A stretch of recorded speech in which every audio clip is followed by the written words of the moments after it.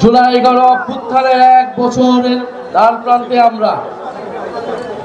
এই 1 বছর আগে বাংলাদেশের ছাত্র তরুণ জনতা বুক চিতিয়ে লড়াই করেছিল স্বৈরাচারের বিরুদ্ধে, ফ্যাসিস্ট সরকারের বিরুদ্ধে। এই পটুয়াখালীর সন্তানেরা অসীম সাহসিকতার সাথে লড়াই করেছিল। আমরা শুনেছি 24 জনের মতো শহীদ এই পটুয়াখালীর সন্তান। আজকের এই পথসভা থেকে আমরা সেই সকল শহীদদেরকে শ্রদ্ধার সাথে স্মরণ করছি, তাদের রুহের মাগফিরাত কামনা করছি এবং আরো স্মরণ করছি পটুয়াখালীর আহত যোদ্ধাদের, পটুয়াখালীর জুলাই যোদ্ধাদের। প্রিয় পটুয়াখালীবাসী,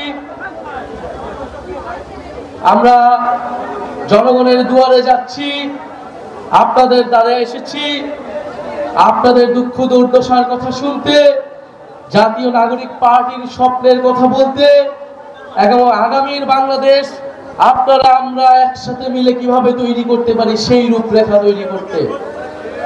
আমরা পুরো পটুয়াখালী আজকে প্রদক্ষিণ করেছি।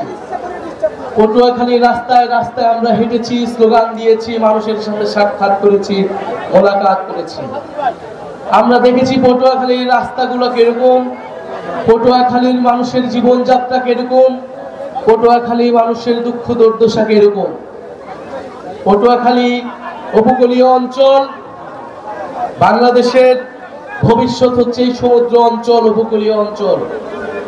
আমাদের আগামী দিনে জলবায়ু পরিবর্তন থেকে শুরু করে আমাদের সমুদ্র শক্তি সবকিছু নির্ভর করছে এই উপকূলীয় অঞ্চলগুলোর মধ্যে। তারপরে এই উপকূলীয় অঞ্চলগুলো যে গুরুত্ব পাওয়া দাবিদার রাখে, সেই গুরুত্ব এই পটুয়াখালী কখনোই পায়নি। আমরা চাই আগামী দিনে এই পটুয়াখালী, এই উপকূলীয় অঞ্চলগুলো শক্তিশালী ঘাঁটি হিসেবে গড়ে তুলতে হবে। পটুয়াখালীর শিক্ষা, স্বাস্থ্য ব্যবস্থা উন্নত করতে হবে।